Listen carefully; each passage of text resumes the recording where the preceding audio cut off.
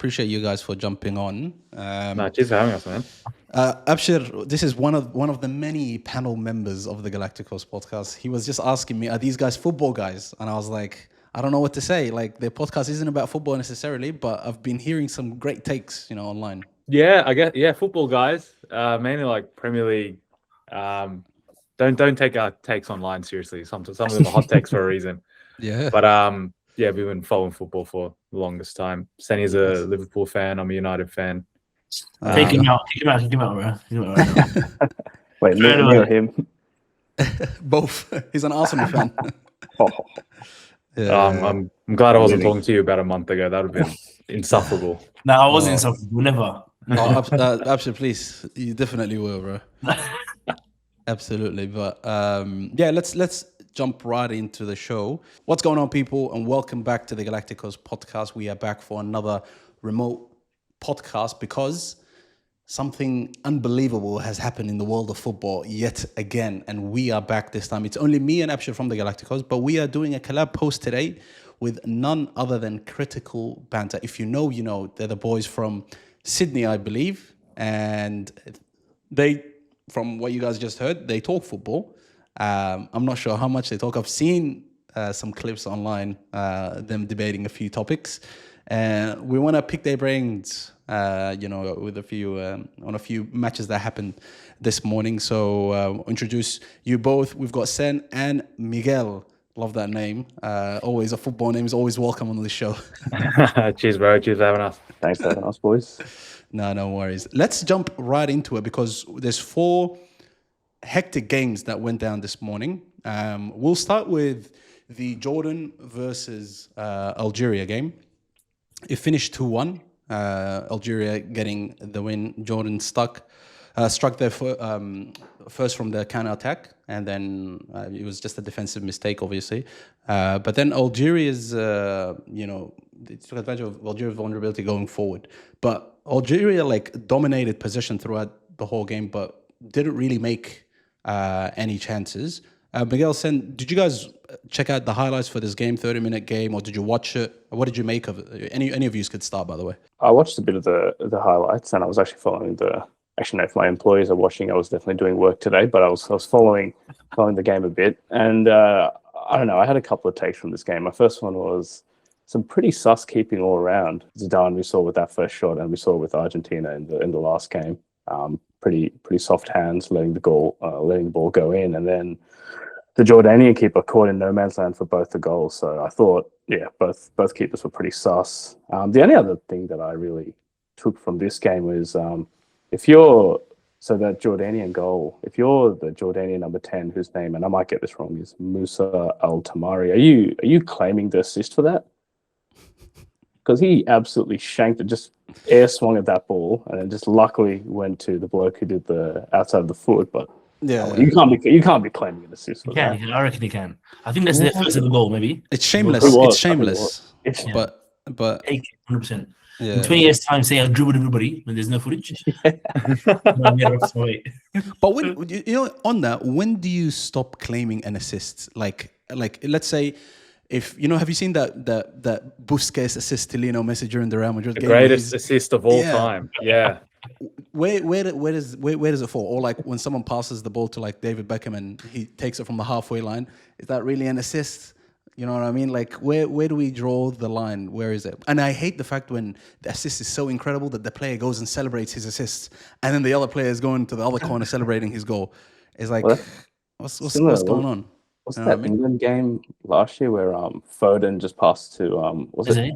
Yeah, and as they scored that mad goal, and everyone was going on about the assist. I'm like, what the fuck are we talking about? Let's talk about the finish. But no, you can't be claiming that. If you got to pass it intentionally to claim the assist. If it just comes off your foot and you had no idea about it, you can't be claiming it. Yeah, tell that to I don't know. I don't want to start anything, but we'll wait for him to play tomorrow morning before we say anything. But now, solid goal, like the outside of the foot, and the what's his name? The guy that came off the bench, the substitution, Ben Bouali, I think his name is. He's the equalizer, and then from there. Yeah, Algeria looked like they were in control, but big points for Algeria coming out of that game. Did you guys want to say anything, Miguel, Abshir, about that game before we move on to the next one? You? No, I'm all good. And I just watched the 3-minute highlights. I'll be honest. Wasn't at the top Algeria, of Algeria. Like I said last time, take Messi out. They looked pretty all right against Argentina in the first game. Yeah. I just felt like we needed something, and thank God. It would be pretty bad if Algeria end up drawing or losing this game to Jordan for their reputation. You know what I mean? But I was pretty stoked for them. Yeah, and I think they, if I'm not mistaken, who do they have next in the last round? Okay, yeah, I think they should be. I mean, it's gonna be tight, bro. You got, I mean, Austria is gonna play. What is it, Jordan now? Sorry, not Australia is playing Algeria. But they're both on 3 points, so if it literally could go either way for that second place. I mean, Argentina is just gonna cruise by us. I think Messi might score 4 goals against Jordan if I house him. You know what I mean? surely he sits that one out. Save the 37-year-old legs for later rounds. 39, bro. How many minutes was that? Literally, bro. He's turning 39 tomorrow, right? Or the next day? 39. 38. He's turning 39.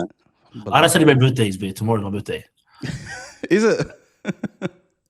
With Is the it goat actually? himself, huh? It's 24th June. Oh. Yeah, look at that. But okay, let's move past to the next game. This game was sensational, bro. 3-2, Norway against Senegal. And I think there's one man that we have to start this conversation with. It's been a while, and actually, you're not the biggest fan of him, so I think we'll just hold your thoughts and we'll talk with Senator Miguel about this first. But this is a player who has not had a bite at this tournament ever in his career. People looked at him and said, if he's able to drag his national team into the tournament, that's a big enough achievement as it is. Yeah, he's come on in his first game, delivered, and second game right now, if I'm not saying, he's scored 2 goals today and looked phenomenal, like taking advantage of every chance that came across him. As we know, Haaland does. He's a poacher. He's not really going to create anything. But Martin Odegaard had a phenomenal game. But all eyes and talking points are all on Haaland today. Miguel, did you watch this game? Yeah, no, I watched this one. All the others I watched. But, like, I think Haaland is suited for tournament football, especially, like, for an underdog team, given his player profile. Like, he's a sort of player, like, you can just send him down the channel and he'll chase something. He'll get it. He'll get you out of pressure. And the goals he scored, like, especially the second one, like, it looks like it was, like 8 yards out, maybe a tap in. But to do that is actually, like, quite underrated in terms of weak foot. The ball's, like, bobbling, probably, like, hip high, side volley it, and then beat the keeper. Like, that's what you need out of a striker. And I think he's a bit underrated because, you know, what Roy Keane said like 2 years ago, he's like a Sunday League player or a League 2 player. He can't really, you know, have the ball skills that like a Isak might, but you need goals. And then, man, he's bagging goals like there's no tomorrow, mate. So unbelievable. Outrageous. Sen, did you want to have anything to say about that goal? Even about the Senegalese team? Because it looked like if they had more time, so they literally went over to like 97 minutes, I think. But it looked like if there was more time in that game, there might have been something there to come out with. Well, yeah, they looked like they were coming towards the end there. And at the start, when you introed this, you said there was only one man we wanted to talk about. I thought you were going to talk about Ismail Sarr. Mate, 2 great finishes, yeah. And obviously, being a Liverpool fan, I love watching Sadio Mane play. It's so good to watch him play. To be honest, I didn't really have much more to add on the game. Actually, no, I did like the moment where Haaland pressed Edouard Mendy all the way and almost scored. Guy's a freak. Imagine that. You got the ball at your feet and you see the 6'5" Nordic fuck running at you. Jesus Christ, I'd shit it as well. They scored in the first game. You just charged the keeper. Yeah, exactly. Dude, you think keepers by now would know, don't dally on the ball too long when you have this bloke running at you. Just clear it. But every single time, I mean, Mendy is a bit suspect at that, but did you guys see Haaland's comments after the game? They asked him about playing France, and more or less his comments were along the lines of, I don't really care. They're probably just going to win the tournament anyway. Did he actually say that? Yeah. I love this guy's attitude. He just doesn't give a shit. And fair enough, like Norway haven't qualified in so long. They qualified for the knockouts for the first time since 1998. He's just enjoying it. Fair enough. Yeah, and I love the fact that he's playing with no pressure. This is the thing that we spoke about, with Lionel Messi. The fact that he's coming into this tournament without the pressure of actually having to deliver that trophy. And Haaland is the same thing, because as much as you say, Norway have a chance or whatever, they really don't stand a chance if you look at the other teams. Like even Netherlands stand a better chance than them, and the Netherlands probably not even in the top three really if you look at it. But he's playing with no pressure at all, and this is why even comments like that kind of say a lot. Is that he's just going, and even the celebrations, everything was just a piss take. You know what I mean? Did you see the Viking row at the end of the game? Even after the game, wild, bro, wild things. Abshir, can you please give us something positive about Erling Haaland and any of the other players that you want to talk about? And your boy Martin Odegaard having a stinky season with Arsenal and delivering at the World Cup. How does that make you feel? I was a fan of it. Every time I touched the ball, I just looked away. But Erling Haaland, honestly, bro, he looked like he was like an alien compared to everyone else. There's even one chance where after that miss where he hit the post, and I think there was a cross a minute later, and he jumped over Kalidou Koulibaly. It's like CR7 against Evra back in the day. It's like a whole body above him. You're like, who's this guy? Yeah. But honestly, I was quite underwhelmed with Senegal. I thought, given the stakes that Norway already won, France already won, that they were going to come out all guns blazing and try kill Norway early on. But it just looked like Norway just knew what to do, and like you said, a few more minutes extra because of the momentum later on. But 80 minutes of that game, I think we're just pretty much Norway just saying, hey, you got the best striker in the world, and you guys can try whatever you want, but when we're stuck, we know where to go. Yeah, I swear Norway had so many opportunities on the break as well, like 4v4, 5v4. Yeah. Like if they're more clinical, had a better final pass, then I think they could have put them away earlier on than the 90 minutes. It was a bit weird as well. It was a bit weird. Like every time they went forward, you can tell they only look for Haaland, no one else. They just want to look for him. But if they made a second or third pass before that, they probably would have got a third and a fourth and a fifth or whatever it was. But yeah, let Soloff get a goal, man. Let this guy have a sniff. Where do we think? Like just in, because we had this conversation last week, but I'd love to get your takes from both of you. Where do you think Norway is going to end up in this tournament? Norway, I think they'll roll the teams that they can beat, but as soon as they come up against a heavyweight, I think they don't have the depth to get past a big team. So probably around a 16 if they come up against I don't know how the bracket works, but like a Netherlands or a team of that caliber, I think they'll just collapse. They'll go out.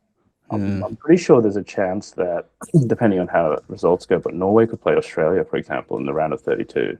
Oh, then they're going out round of 32. Oh, yeah, exactly. So Australia will win. Boys. 3-0. Nah, relax. Australia all the way. Australia's winning the World Cup and the Euros as well. What a stream. Yeah. Well, let's. I really wanted to, I guess, just talk about, because it's quite disappointing, man. This Senegalese team, just amongst us, like on the pod, we had very high expectations for them, just because we consider them as AFCON champions. I don't know if you guys consider Morocco or them as AFCON champions, but we do. And like they were solid performance in the AFCON, and even in the last World Cup. Not the last World. Was it the last World Cup, or there was another tournament right before? Maybe was it 2018? Yeah. They look good. And coming into this tournament, we were like, oh, their squad is looking good. You know, they've got some veteran players there, but overall they look solid. And now they're sitting at 0 points, and you know they're sitting, you know, right above Iraq, who have 0 points as well, and Norway and France are ahead, and it looks like this is how it's going to end. But I don't know. They can get another 3 points maybe from Iraq in the last game, but do we think they're going to make it through maybe as a third spot? And even if they do, they're probably just going to get kicked out in the round of 32, wouldn't you think? Abshir, this is a good question for you, my bro. Well, I'm Mr. Senegal. I prefer Senegal to Morocco, and I believe they won the AFCON. That's number one. We already agree to that. And number two, they're gonna definitely make it through. They're gonna beat Iraq. I can guarantee that. But and they will go through to the next stage because there are some groups. I think some teams finish on 2 points or something, and they finish third. But I'm worried, man. They were my shining light for Africa, and I think Morocco's taken the mantle and said, "Hey, look at us. We're the real African champions." And you Senegalese guys, you have a seat. Hopefully they. And I can't I was very disappointed. Genuinely, I thought this game was going to become a 3 or 4-1 to Senegal. I thought maybe Haaland only may keep Norway alive, but every other part of the pitch, I believe Senegal was better, as in players wise and everything. But they disappointed me, honestly. Yeah. I was 60 minutes into this game. I was like, what am I even watching, man? I don't like this. I'm not happy. Yeah, it's quite sad. Yeah, but they're going to embarrass themselves, I reckon, if they go next stage. And think about that as well. The first game against France, the first half, we were so impressed. First half against France couldn't really do much first half. We're thinking, oh my God, Senegal, what are you guys going to do? Obviously, albeit today it was 2 mistakes by Koulibaly. But yeah, man, I don't know if I'm being too reactionary, but my heart just hurts. You know, if you can get it. I was a bit disappointed. You expected them to do better against Norway, honestly. I thought they would. I genuinely thought they could beat them, but if anything, come out with a point. But the way Haaland and Martin Odegaard and just Norway in general started that game, they just stood no chance. Yeah, it was a rough day for them. As though we underestimate the value of actually starting the group game with your group stage with the easy game. If they versus Iraq first and they beat Iraq, maybe we see a different Senegal. Maybe they start thinking, okay, this is our tournament. We can do something. But to versus France, the most overpowered team in the World Cup probably ever. Yeah. They're out there with Brazil 2002, just everywhere stacked. You know what I'm saying to you? And we're gonna talk about France. Don't worry. Let's get into that. Let's get into that game next. France against Iraq, which probably the most dominant performance at the World Cup, where one team stood absolutely no chance coming into the game. Superstar performances. I'm going to use the word superstar because I've just said nobody uses the word superstar anymore. But superstar performances from Kylian Mbappé. And I don't know about you guys. Nobody's talking about him. But Marco Luce had a brilliant game, bro. And I'm going to say it, but it might be just coming off hype. This is called a reactionary take. But I think he's top 5 players in the world, if not top 3. Okay, down. Thumbs down. He really is so, he's just so good on the ball and off the ball. Everything about his game is so well-rounded. He never makes mistakes. He's always making the right decisions. His dribbling is elite. His chance creation is just top-notch. And he's out and out the best player in terms of versatility in that whole squad. No one can say they've got this better ability besides sprinting, which Mbappe has and Dembele has up the alley any day of the week. But in terms of technical quality, only Turkey can probably be up there, but Turkey doesn't even convert the way that this guy converts in the front third, But 3-0 clean, 3-0 win. Even Dembele got on the score sheet. A man who's struggled for France to find his feet in this stacked squad, got his chance and managed to score. And Mbappe, the dictator, once again, I don't know if you guys saw, he's telling the pitch people to remove some water and stuff, and he's telling them, oh yeah, go move there. Yeah, this guy's a dictator, but he scored another 2 goals and finally reached Miroslav Klose's record. And if it wasn't for Messi, he would be tied for all-time top goal scorer in the World Cup. Let's go one by one because there's a lot of things to discuss here. We'll start with you, Sen. What did you make of this game? Surprised I didn't mention the 2-hour delay in the game. Yeah. So that game was at 7 a.m. our time. So I got up, watched the first half, and then the rain came in, the lightning came in. And by the time I watched the second half, I was finished with my workday. I aged about 3 years in that game. What a ridiculous rule that is. I think I was so bored. I was looking at weather rules in the US. if there's lightning within 8 miles of the ground, there's a 30-minute timer, and every time there's lightning, they reset the clock. Which got me thinking, man, if I'm Iraq in the dressing room at halftime, I'm praying for lightning, just more lightning, brother. Keep sending it down. But yeah, dude, France is a joke, man. Just the amount of attacking talent they have up top. Mbappe, Dembele, Elise, it rhymes, Barcola, and then to bring Cherki and Doué off the bench, and then my boy Ekatike. I mean, shout out to him as well. If he was there, he'd be starting over Barcola, in my opinion. But anyway. They just got so much attacking talent. It's genuinely terrifying. And I think on the agenda we said, is Argentina the dark horse or the current front runners for the World Cup? Nah, it's still France for me. I just can't see anyone beating this French team. They're unbelievably stacked. They really are. Miguel, what do you have to say about this game? Similar vibes to you. I think Elise, like what a player. Like the way he can just control a game, make something happen. He's tidy, like he keeps the ball. I think he's probably like the most important player if France go on to win it. Like he's already got like 3 assists or something. He hasn't gotten on the score sheet yet. I think like if he's firing for the whole tournament, I think France go all the way through. I think for me, the only question marks is the midfield. Like today they have Kone and Rabiot. They have Tchouaméni, Kante, like somewhat similar profiles. They don't have the Pogba from before, like a true creative midfielder. So the midfield, it might be a question, but yeah, the attacking talent is unbelievable. Like, and for me, yeah, they're still the team to beat. Yeah. Abshir, what do you have to say about this stacked squad, man? I'm just honest. I'm bored of them. They're so good. Like they could, you could same thing as the Senegal game. First 45 minutes, you think even this game. They were straight away. He scored early on, 12 minutes in. You're thinking, okay, let's see another level. It's like they're just relaxing. Let's pass the ball around. Let's see what we can do. And then final third comes. He goes up to like 99 speed. It doesn't work out. Let's go slow down. It's actually like honestly, like I don't want to make them like Miguel said, the midfield. I don't want to be picking at stuff, but I don't think anybody will even have the chance to like attack their weaknesses.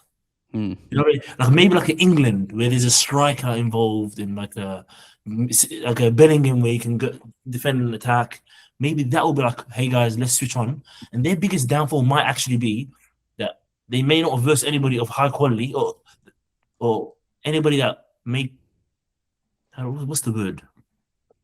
You may not verse anybody that will test them enough till the latter stages of the tournament, which may actually go against them in a bit, if that makes sense.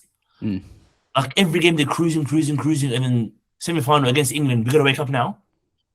And like for 90 minutes, we're going to be switched on. Ooh, I don't know. That's when maybe we'll see the cracks of Tchouaméni and Rabiot and Upamecano and Saliba look solid, relaxed. The goalkeeper hasn't been tested. Luca Digne, I don't even know who's versing him right at left back. Jules Koundé, is he meant to be there? Like it's so random. It's just there's 6 guys at the back. Sit, you guys play. To be fair, that suits like tournament football, right? If they come against especially like a Spain, who are the other favorites, mate, have the ball, have 70% of the ball. We'll kill you on the counter.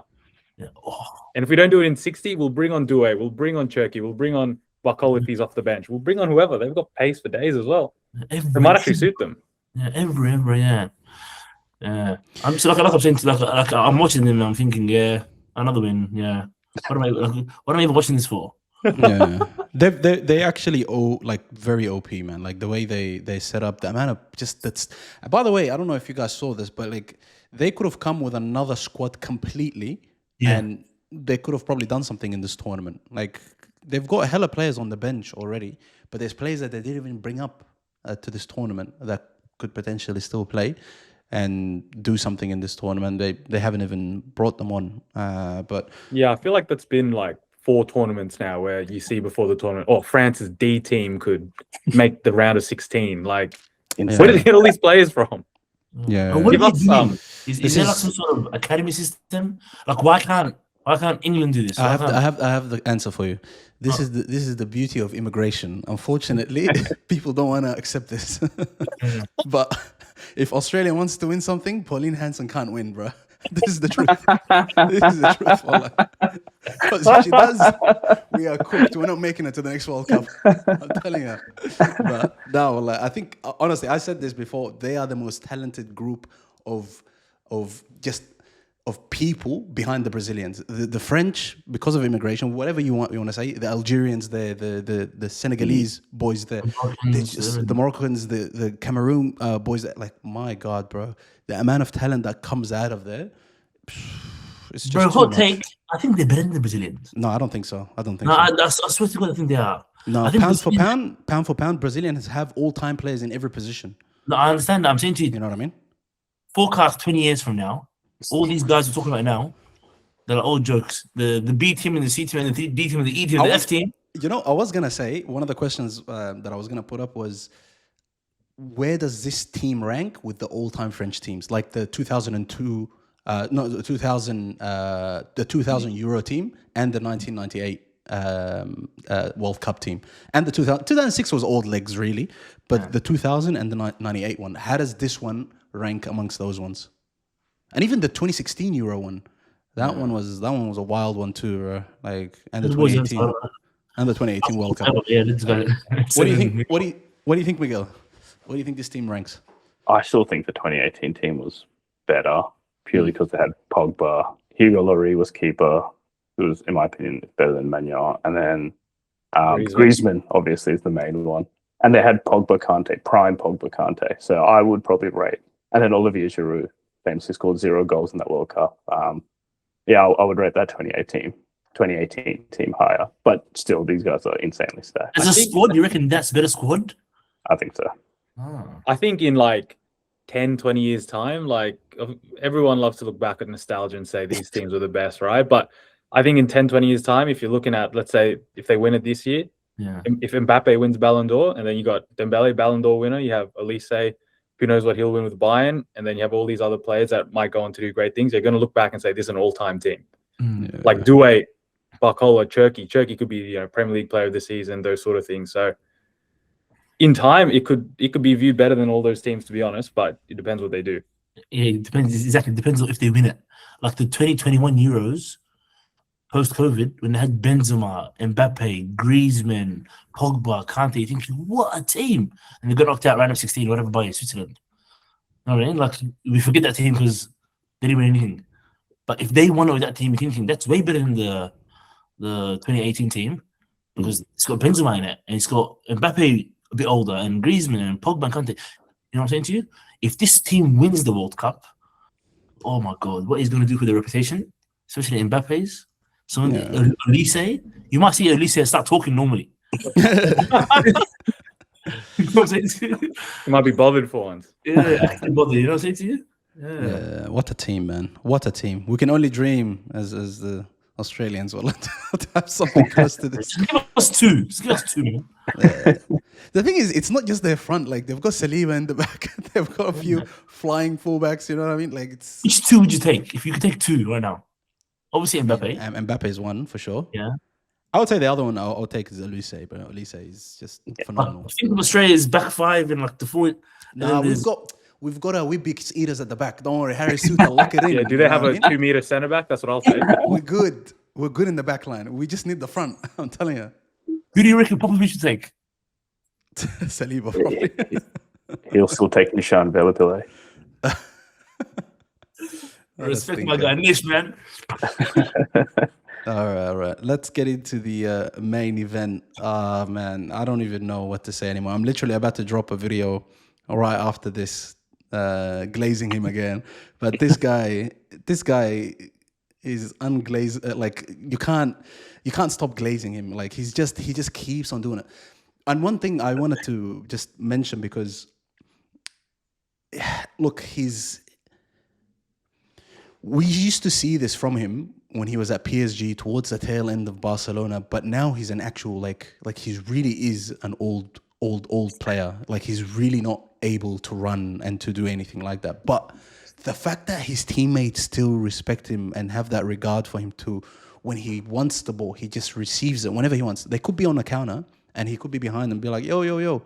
And they'll turn around and pass the ball back to him because he commands that respect in the team. But also, if he's flat-footed and he gets the ball, I've realized he's not the same guy anymore. He can't get out of tight situations like he used to before. He was getting bullied a few times. He would just turn around to the refs and start doing this yellow. You know what I mean? He's doing the MLS thing. He's got that bit of him, which is a negative, but he can't do anything about that. He's physically unable to.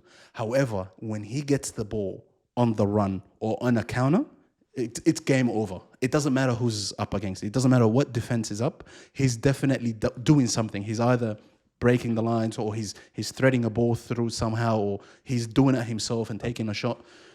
But my God, what an unbelievable display. Again, like once when he missed that penalty, I was like, ooh, maybe the jig is up. Maybe it's like, okay, it's time to really see it for what it is. The guy is about to be 39 and it's game over. But until now, Argentina have not scored a goal outside of Lionel Messi, which is wild. You know what I mean? And they're going to go into the Jordan game. It's a Jordan, is it? The last game? Yeah. And he might just score another hat-trick. And Mbappe must be furious right now because he's trying to catch up, but this old man just keeps on, moving the goalposts every single time. But hey, man, there's nothing about Lionel Messi that hasn't already been said. The greatest player in the history of the game, doing it again at the pinnacle of football. Miguel, start us, please. You glaze Messi first for us, and then we'll go to Sen. Wait, are Sen and Miguel even Messi fans? I'll start off. I am famously a Ronaldo guy. Like, my birthday was 2 weeks ago. Sen and the boys got me a Ronaldo jersey. Like, that's the sort of levels we're at. But like, I can't deny greatness for this long. You know what I mean? I thought he was washed. I thought he was an unk. I thought he was at Inter Miami, like kicking back, not even speaking English, like they do in Miami. And wow, hat trick. And they're good goals as well. Like the first game, his hat trick, mate, rockets. This second game, the first goal was like a goal you've seen a million times. A cut back and just low into the bottom corner. And then the second goal, mate, like that's Messi. The touch was ridiculous. I couldn't control the ball like that if I tried like a million times. Like, and then in that tight space, dribble around, shoot, score, determination to get the second ball. Like, how many? Yeah, you're right. How many is this guy going to get this World Cup? Like, there's so many more games. He's playing weaker teams. Like, he could get a generational run of goals this tournament. It's unbelievable. Sure. Sen? I was actually glad he missed that penalty because I think that would be a pretty shitty way to break the record for the all-time World Cup goals. And that goal that he scored, the first one today, was, I think, vintage Messi. Like, when we look back and, what's the goal that broke the record? I'll be like, yeah, okay, that's a pretty sick goal. And so like that goal that he scored in the El Clasico in 2017, the cutback, bang, took the jersey off. Yeah. Insane. So yeah, no, I think in terms of his legacy, I'm glad that was the goal-breaking record. But yeah, there was to say about Messi that hasn't already been said before, right?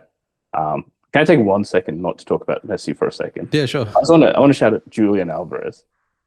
Got subbed on in the 60th minute, plays 30 minutes, and then in the post-game interview asked for a transfer from Atletico Madrid. What a man, what a G. I still don't understand how he's not starting for this team. Like, I don't get why Martinez is starting ahead of him at all. Like, he's such a better. From what I can see, it seems he plays pretty similar to Messi. And it looks like Lautaro Martinez is happy just to be kind of the guy that creates space for Messi, stretches the back line, which I don't think Alvarez is that suited to. So it makes sense why they've gone for Martinez over him. But it looks like Martinez got injured, so I guess they're going to have to start Alvarez now, so we'll see how that goes. The thing is, Martinez gets a lot of chances in front of goal, and he rarely converts, you know what I mean? But also, Julian Alvarez is much more of an intelligent player to understand, to give Messi that space. Like, he'll be able to understand, okay, I have to run for this guy. And Messi can direct him, and he doesn't have the ego that would be like, no, I'm not running for this guy. I don't think anyone in that team has that. That's why I don't know if Garnacho is in the squad. Is he in the squad? No way. Of course. That's why Garnacho's not there. That's a name I didn't want to hear. Garnacho, bro. I could have bet $1,000 that Garnacho would not be mentioned this whole tournament. But that's what I'm saying. That's one. I feel like he's the player that wouldn't run for Messi. That's why he's nowhere near the squad. Yeah, but nah, I hope next game he starts and does something, because what a player he is, man. For me, he's top 3 strikers in Europe at the moment, no doubt about that. And if anyone wants some sort of success, they trolled us, but I really wanted him to come to Barcelona, bro. Yeah, that was all a troll, though. It wasn't gonna happen. But Abshir, you can have your say about your goat, your little goat in the Right background. here. He's there for a reason, but right here. Old, looking over his kingdom, thinking, what do I do now? Let me win another World Cup, bro. That's what he's saying. This guy here, bro. Bro, 3 a.m. in the morning, waking up watching this game. And, you know, I never knew this guy had an effect on my life. Like, I just went to work, pepping my step, thinking, like, today's a good day. Sun is shining. Yeah. In Melbourne, the sun was not shining.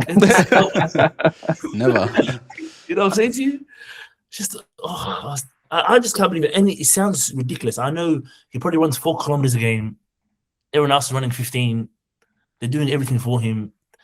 And psychologically, it makes sense. All these guys he's playing with probably saw the 2014 World Cup final loss live as Argentina fans. They saw the 3 Copa America losses as fans, not players. They're all young now. You know? That's why last World Cup they ran for him and they won it for him. And this World Cup, they're thinking we've got to be part of history again. Back-to-back World Cup winners. Argentina has never done that. You know? Messi, like, I used to always, I can talk at this guy forever, but I used to always think, how can uncles and all these oldies, all these actual unks say Maradona? There's nothing close to Maradona. I understand now.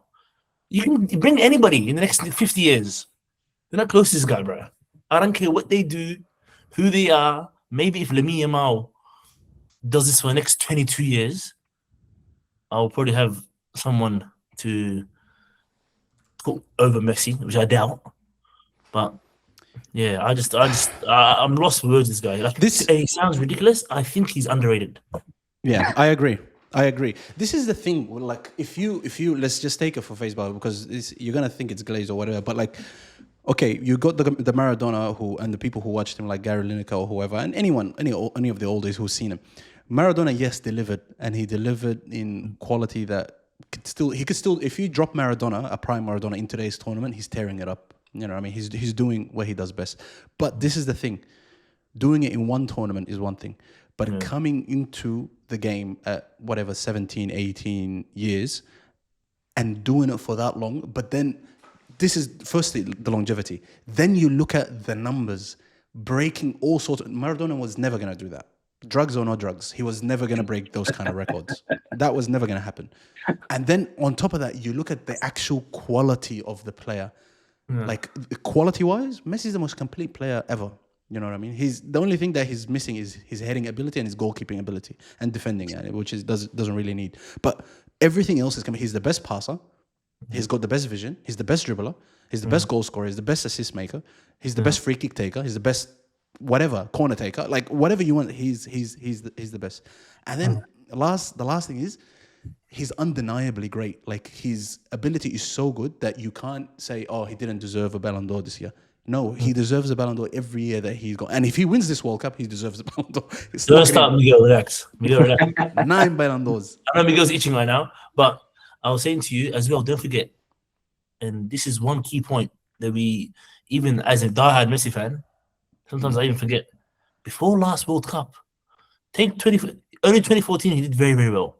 Every other World Cup, 2018, quarterfinal exit. Yeah. 2010, they were shocking. 2006, even though it was a star-studded side with Tevez and young Higuain, all Esteban Caballero and Zanetti, all these big names, they didn't do much. At 35 years old, he changed his international career. Think about that. At the start of the last World Cup, everyone said, what's Messi's international career look like? Oh, he just won 1 Copa America, no success in the World Cup, 3 Copa Americas he lost. It's all right. Yeah. And then now, last World Cup, every Messi hater can say it was rigged for him. He got 58 million penalties, whatever. You know what I'm saying to you? But take the goals out. His performance was a joke last World Cup. Unbelievable, man. Unbelievable. And then this World Cup right now, for you,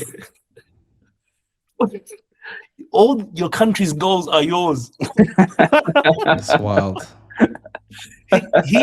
Argentina is not top of the group. He is top of the group. Yeah, he really is. He's the goal difference. He's everything. Bro, he's just a joke. And like, I am like, I'm quite young. In all of my life, there's some big things that happened, personal big things, but there's nothing bigger than being alive when this guy's alive, bro. Yeah, I actually watched his career from the start. I said, "Whoa, who's this guy?" Yeah, and I liked Ronaldo, the mercurials and the tucked in shirt, and then I'm saying to you, and I saw this guy. I'm like, who is this alien? This nerd? Yeah. What is this? Before we pass it on to Miguel, because I know he's scratching to say something. One last thing that Ronaldo has over Messi that a lot of people point towards, and this is why I'm a Barca fan, and I guess you can say I understand that Messi is a better player than Ronaldo. My favorite player is Ronaldinho, which is why I got into football. But I like Ronaldo more than I like Messi. I like Ronaldo's not personality, but like the journey of Ronaldo. It's hard work. He literally done it in every league that he went to. He's undeniable, like I said, with Messi. But the thing with Messi that makes him great is like what Abshir said. It took him to the age of 35 to get to all.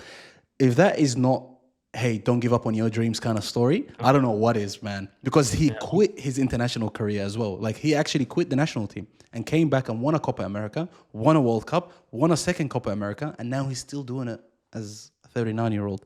It's a story of, as much as people say Messi is talent, Messi's hard work too, man. Messi's discipline. Messi's everything. He ticks tick everything that you want in a football. Last but not least, he's ridiculously generous. If I was that good, I wouldn't be that generous at all, bro. Give me the ball, you run for me. Yeah. It's so like, whatever, man. Miguel. Hang on. Sorry. Didn't Messi get charged with tax fraud in? Yes. Every great man has some problem. Generous, except for when it comes to the Spanish Michael Jordan was a gambling addict, bro. The thing is, we never said he's the greatest accountant of all time. We were speaking about his footballing ability. You know what I mean? His dad needs some accounting lessons. Such a mess, wallah. Anyways, Miguel, please, you want to say anything after that Messi rant? Nah, I've got nothing to say. I can't deny the greatness, but to me, like Ronaldo will be my guy because similar to you and Ronaldinho, he's the one that got me into football. Like when I was a kid, watching him at United, like 06 to 09, Ronaldo is like peak football for me. Like he was so efficient, like scoring goals, but he'd do all the stuff people I think have forgotten about. Step over, like the dribbling, step overs. Like he floored Lucas Neal one time. Remember that? You know, our captain got floored, but like he had it all then.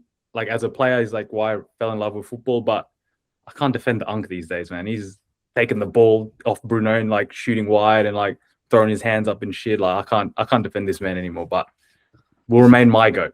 Thank you, Miguel. By the way, as I'm confirmed, this is the first Ronaldo fan on the podcast. That's logical. He's not a flat earther. I'll just say that. I can't go out batting for Ronaldo when he has 3 shots and Messi has 5 goals. Like I can't. What sane man can? That's can a wild that stat, bro. 3 shots and 5 goals is wild, bro. But there's some people that on this podcast, it's like I think they're on Ronaldo's payroll. They're commenting on João Neves' Instagram post, bro. Is that all real? No, I don't know about if that was real. AI nowadays has got me twisted up. I don't know what is real, what's not anymore. Nah, Senny showed me that. It's real. It's 100% real. The comments are going wild, man. Everyone knows about Portugal because of Cristiano Ronaldo. Respect him. You wouldn't be here without him. Yeah. Yeah, right, mate. To some degree. Ronaldo doesn't even know the guy's commenting, mate. Jog on. Nah, man, this Ronaldo thing is crazy. I just hope he does something tomorrow, bro. I really, it's almost like pity right now. I just want him to do something. He's gonna make a wish sort of thing. Make a wish indeed, bro. But did you see Ronaldo said that winning the World Cup is no longer a dream of his? Yeah. Oh, come on, mate. You're not helping yourself. This is the thing. It's like his attitude as he realized that he's never gonna reach. He started to do some Homelander stuff, which is I'm not really on that vibe. But if he And just he was, sorry, He thinks Piers Morgan is his friend. Yeah. He's not. No. Piers Morgan is a money hungry, Rat. interview loving bastard, bro. he's an Arsenal fan too.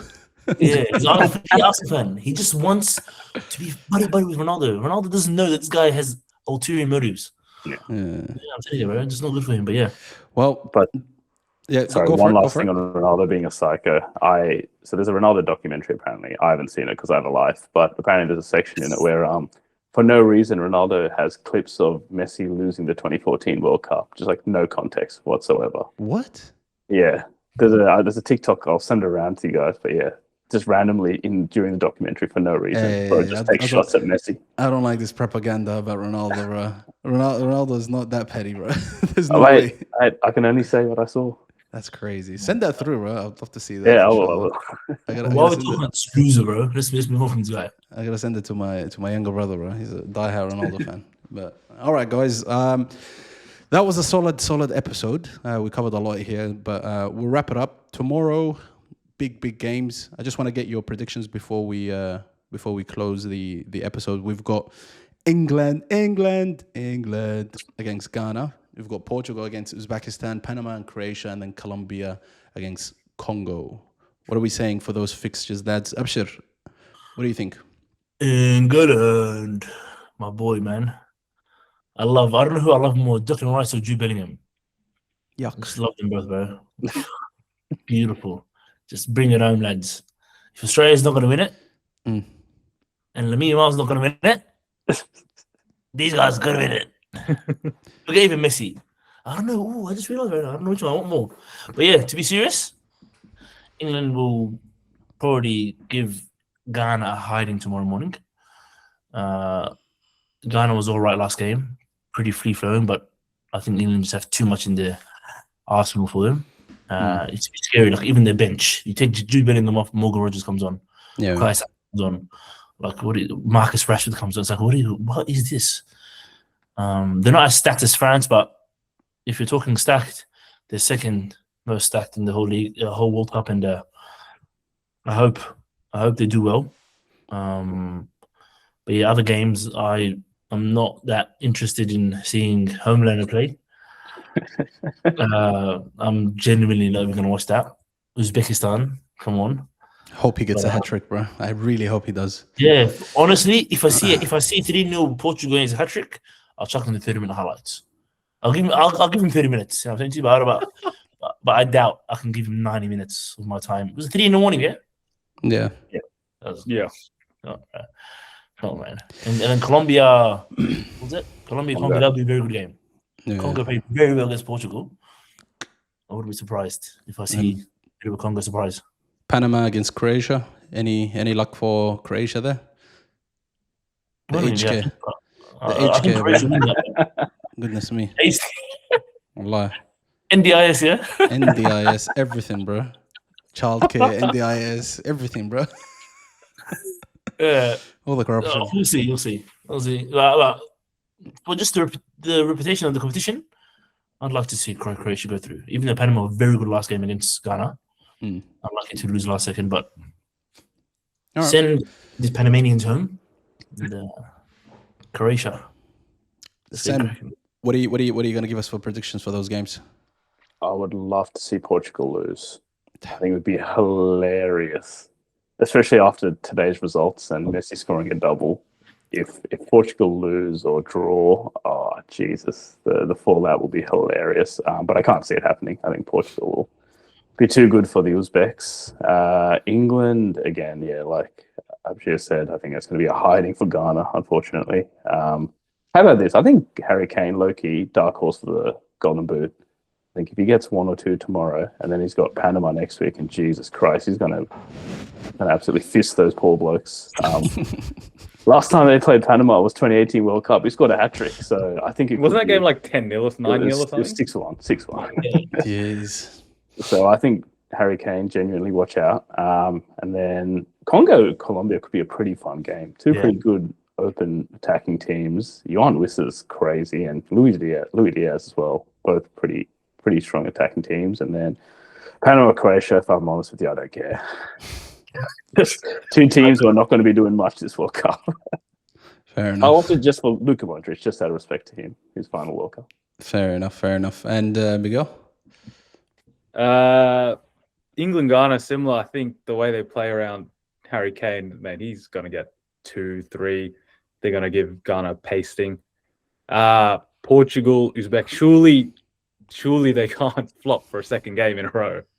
Surely.